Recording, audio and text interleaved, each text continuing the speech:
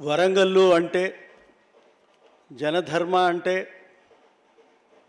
ముచ్చర్ల సత్యనారాయణ గారు అంటే ఎంఎస్ ఆచార్య అని మా నాన్న లాంటి ఎంఎస్ఆర్ఏ లాంటి వాళ్ళకి ఎవరికి తెలియదు.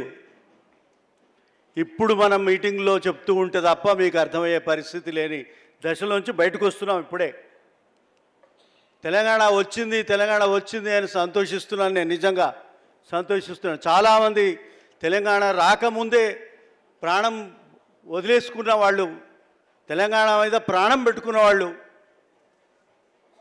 ఇప్పుడు ఈ తెలంగాణను రక్షించుకుంటామా, ఇంకా ఏదైనా ప్రమాదం ఉంటుందా, ఏదైనా రాజకీయంగా ఈ ప్రమాదం వస్తున్నదా అనే భయం పట్టిన పరిస్థితిలో మనం ఇటువంటి సమావేశాలు మాట్లాడుకుంటున్నాము. మన మిత్రుడు చెప్పినట్టు ఒక్కొక్క గుండె మాట్లాడుతున్నది. ఏం కావాలని? తెలంగాణ ఇంకా నిలబడాలని, తెలంగాణ రావాలని, ఇంకా నిలబడి బలంగా ఉండాలని అనుకుంటున్నారు. నేను ఈ శ్రీకృష్ణ కమిషన్ వచ్చినప్పుడు నేను ఎవరి తరఫున నేను ప్రజెంటేషన్ ఇవ్వలేదు. నా కోసం నా తరఫున నేను ఇస్తే నాకు 20 నిమిషాలు మాత్రమే ఇచ్చిండు ఆయన. జస్టిస్ శ్రీకృష్ణ తెలంగాణ గురించి మనం పోరాడుతున్న దశలో ఉంటే ఆయన అన్నాడు, మొత్తం నేను 20 నిమిషాలు తీసుకొని చెప్పేసిన మొత్తం చెప్పదలుచుకున్నది. తర్వాత ఆయన 1 గంట సేపు అడిగాడు నన్ను. నేను ప్రశ్నలు జవాబులు నాకు 1 గంట ఇచ్చాడు ఆయన. ఆ 1 గంట తర్వాత ఆయన చెప్పింది ఏంటంటే, చివరికి పాయింట్ ఆయన చెప్పింది ఏంటంటే, మిగతా అని నేను చెప్పదలుచుకోలేదు, అనవసరం, అందరికీ తెలుసు. చిన్నగా ఆయన చెప్పిన మాట ఏంటంటే, సరే మేము తెలంగాణ ఇస్తారని అనుకోండి, ఇస్తున్నాం అనుకోండి, ఉంటే ఉండగలుగుతారా వీళ్ళు, తెలంగాణ లాగా ఉంచుకోగలుగుతారా, తెలంగాణను ఉంచుకోగలుగుతారా అని అడిగాడు. ఇప్పుడున్న వాళ్ళు ఎవరైనా ఈ పదవిలో ఉన్న, ఈ పోరాటంలో ఉన్న వాళ్ళందరూ పదవిలో ఉండకపోతే, పదవిలోకి ప్రభుత్వంలోకి వస్తే తెలంగాణ, వాడు తెలంగాణను రక్షించుకోగలుగుతారా అని అడిగాడు ఆయన. అడిగితే నేను చెప్పలేను, ఎవరూ చెప్పలేరు ఆ ప్రశ్న.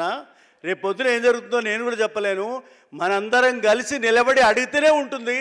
అప్పుడు కూడా అదే ఉంటుంది, ఇప్పుడు కూడా అదే ఉంటుంది అని చెప్పాను నేను. అది కరెక్ట్గా ఇప్పటికి కూడా అదే పరిస్థితి ఉన్నది మన ముందు అని చెప్పడానికి నేను నా ఎగ్జాంపుల్ చెప్పాను ఇప్పుడే.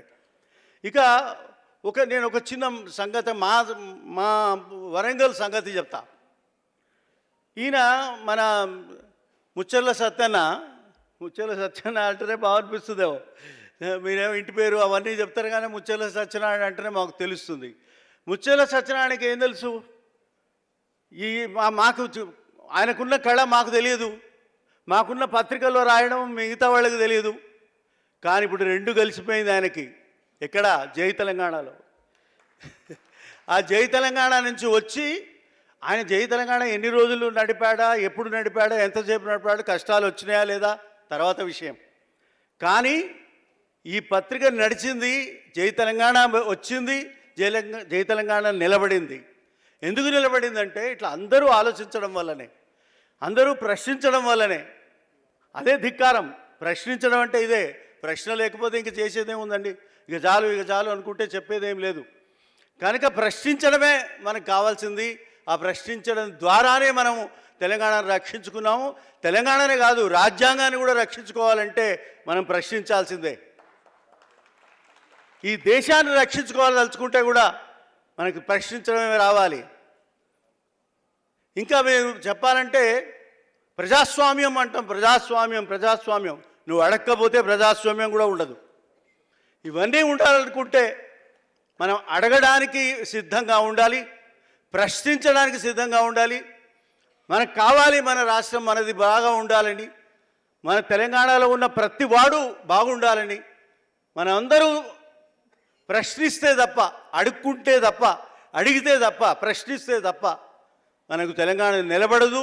దాన్ని రక్షించుకోవడానికి మనం అందరం కష్టపడదాం, ఇంకా ఆలోచిద్దాం, ఇంకా ఏవో రాసుకుందాం, ఇంకా ఏవో చెప్పుకుందాం అని చెప్తూ. ఉద్యోగాలు సరిపోతాయి, అందరికీ ఉంటాయి ఉద్యోగాలు వస్తే నెలకి ఏదో జీతం వస్తూనే ఉంటుంది, అందరికీ వస్తుంది.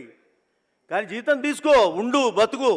కానీ జీవితాన్ని, దేశాన్ని, తెలంగాణను రక్షించుకోవడానికి ప్రయత్నం చేయండి అని చెప్పదలుచుకుంటూ ఇక్కడ చెప్తూ అందరికీ మీకు శుభాకాంక్షలు చెప్తూ సెలవు తీసుకుంటున్నాను.